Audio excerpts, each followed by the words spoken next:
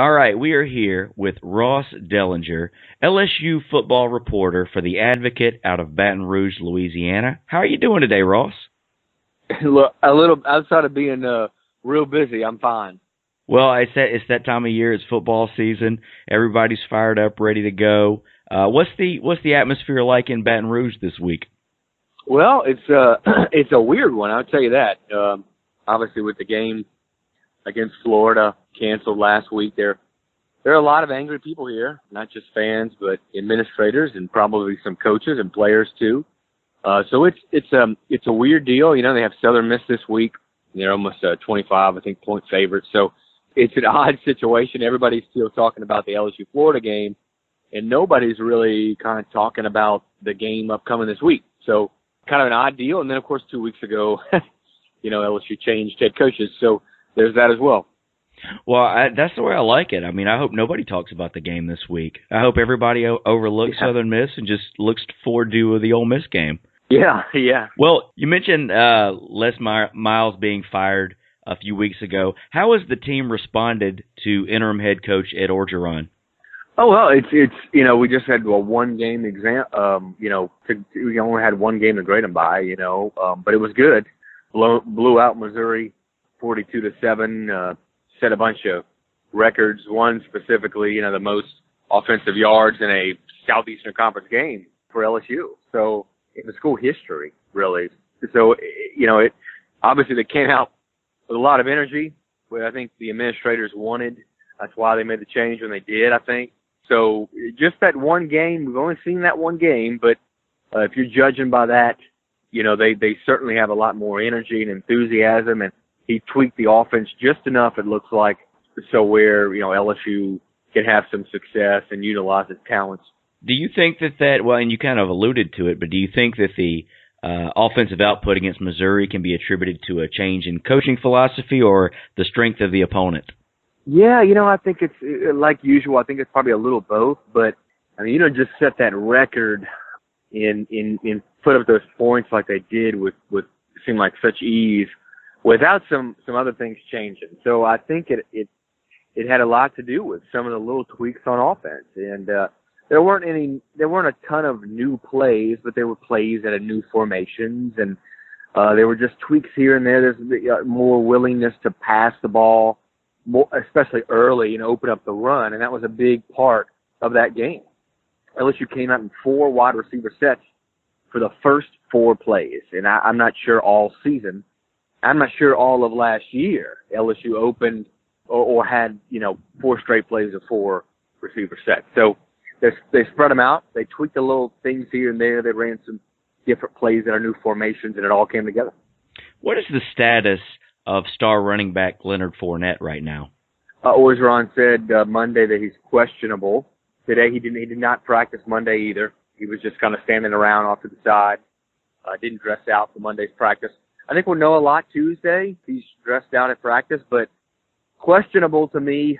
I lean toward him not playing in the game. And honestly, Darius Geis, the backup running back, he's not just as good as Leonard. That's hard to say, and that's hard to do.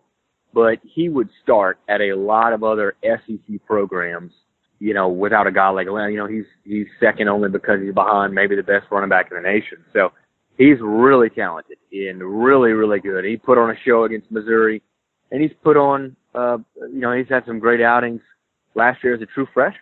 So I think they probably believe that Darius Geis can get the job done against a Southern Miss defense that struggled. So I'd be, part of me would be a little surprised if Leonard suited up. Who are some of the other players to watch on the Tiger team? Well, Arden Key, I think I don't know if he still leads the nation in sacks, but he's up there. He's number 49. He's kind of an outside linebacker type defensive end. And I think he's got 7 sacks through 5 games. So he's averaging a pretty good clip there. A lot of tackles for losses. He's certainly a guy on LSU's defense to keep an eye on. They got a new starting quarterback, Danny Etling. They put him in to start the 3rd game of the year, and he's been solid. He's been a guy that they can kind of count on back there. And a new offensive coordinator, Steve Ensminger, is game planning based around Danny's skills. He's more of a pocket passer, unlike Brandon Harris. So he's a guy that struggled, though, with the deep ball. Danny has. He just struggled with accuracy with the deep ball. So it'll be interesting to see how much he's improved on that. And I'd, of course, keep an eye on Darius Geis. He's that backup running back to Leonard Fournette who will probably start. Just an electric kid, just kind of a ball of muscle. I mean, this kid is just really stout, and he can run you over, but man, he can also outrun you, and he makes the jump cut as good as anybody. What are some of the strengths and weaknesses of this LSU football team? Well, certainly the strength is just the running game in general, not just Leonard, but again, that Darius Geis kid and fullback J.D. Moore. In an offensive line that's been kind of beaten and battered, but they opened some holes against Missouri, that's for sure. So the running game is always LSU's strength. A weakness, the passing game is still a weakness. They have struggled, even with Danny Etling and new starting quarterback. It's just kind of they're just not a well-oiled machine in the passing game, and they haven't been for the last 2 or 3 years. So that's still a struggle. Of course, defensively in general is a strength. I mean, LSU's allowed 5 touchdowns through 5 games, so that is something they are very hard to score a touchdown against. LSU, you mentioned it earlier, received an unscheduled bye week this past weekend because of Hurricane Matthew delaying the LSU-Florida game. It doesn't seem likely that the game's going to be made up, does it? It does not. No. LSU, there's a couple of options, but most of them have been ruled out, except for the December 30th option. Everything else has been ruled out. And December 30th, or not 30th, 3rd, December 3rd is the same date as the SEC championship game. So the SEC championship game would have to get moved, and that would take a lot of stuff. I mean, that would take a lot of things happening. So right now it's not likely to be made up. You have some Mississippi ties yourself. I remember you used to write for the Clarion Ledger. Yeah, I did. I covered high schools for the Clarion Ledger for a couple of years, and then I covered Jackson State for the Clarion Ledger for 2 years. I was there for about 4.5 years in Jackson, from about 2008, I guess, to around 2012. And then I'm from Biloxi. I was raised in Biloxi, Mississippi. So definitely, yeah. And actually, most of my family are Southern Miss grads, and a lot of them are coming over and crashing with me for the game. Oh, well, that's terrific. That's good stuff.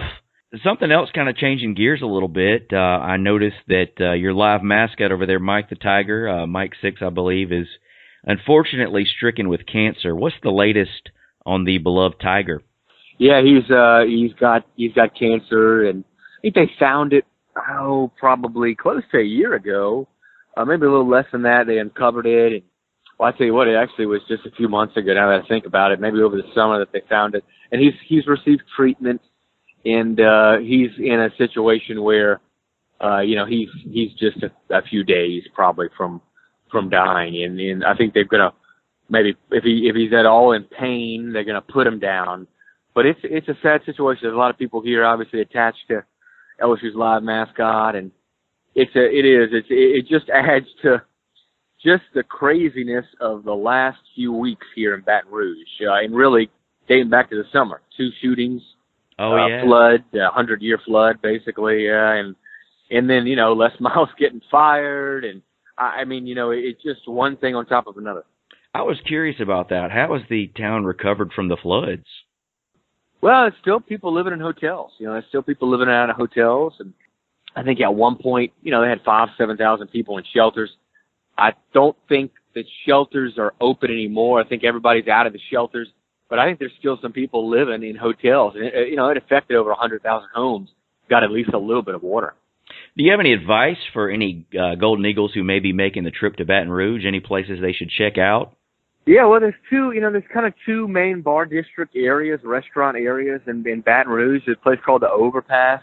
It's on Perkins Row, and it's got or Perkins Road, I should say, and it's got a lot of restaurants and bars. And there's downtown on 3rd Street, same thing, got a lot of restaurants and bars. So those are 2 kind of entertainment districts in Baton Rouge that I think is worth the Golden Eagles trying out.